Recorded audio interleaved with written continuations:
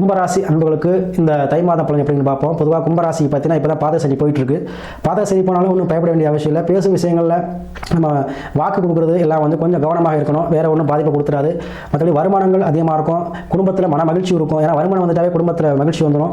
So கடன் மணியில் பிரச்சனை நீங்கி வருமானம் அதிகரிக்குங்க.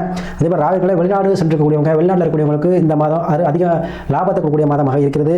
அதே போல் பிசினஸ் பண்ணவங்களுக்கு வந்து அதிக ரெட்டிப்பு லாபத்தை கொடுக்கும். இப்போ ஒரு விட 2 விட வைக்கிற அமைப்பு, ஒரு தொழில் பண்ணால் இன்னொரு தொழில் பண்ணக்கூடிய அமைப்பு, விவசாய பணிகள் செய்யக்கூடிய அமைப்பு, விவசாயத்தில் வந்து உங்களுக்கு லாபம் கொடுக்கக்கூடிய அமைப்பு, இதெல்லாமே இந்த மாதம் உங்களுக்கு கிடைக்க போகுது. அதே போல் 2ல் சனி இருக்கிறதுனால உங்களுக்கு வந்து பார்த்தீங்கன்னா குடும்பத்தில் இருந்து வந்த கடன் பிரச்சனை வந்து நீங்க போதுங்க. ஏன்னா வருமானம் அதிகரிக்க போது. வேலை வாய்ப்புகள் கூடி வரும் காலமாக தை மாதம் இருக்கும். ஏன்னா சனி எண்ணில் இருக்கும்போது வேலையை கொடுத்துருவார், வேலை வாய்ப்பை கொடுத்துருவார். யாருக்கெல்லாம் வேலையிலேருந்து நீங்கள் வந்து நின்றுட்டீங்களோ, வேலை கிடைக்காம இருக்கீங்களோ அவங்களாம் வேலை வாய்ப்பு கிடைக்க போகுது இந்த மாதம். அதே போல் திருமணம் சார்ந்த விஷயங்கள் அது வந்து கண்டிப்பாக நடக்குங்க. வரக்கூடிய மனைவிக்கோ இல்லை உங்களுக்கோ அரசு சார்ந்த விஷயத்தில் அனுகூலமோ, வேலை வாய்ப்போ இல்லை அரசு வேலையோ கிடைக்கக்கூடிய வாய்ப்பு அதிகமாக இருக்குது. இந்த மாதத்தை பயன்படுத்திக்கங்க. உங்களுக்கு வருமானம் அதிகரிக்கக்கூடிய மாதமாகவும் குடும்பத்தில் மனமகிழ்ச்சியான மாதமாகவும் இந்த மாதம் அமையும்.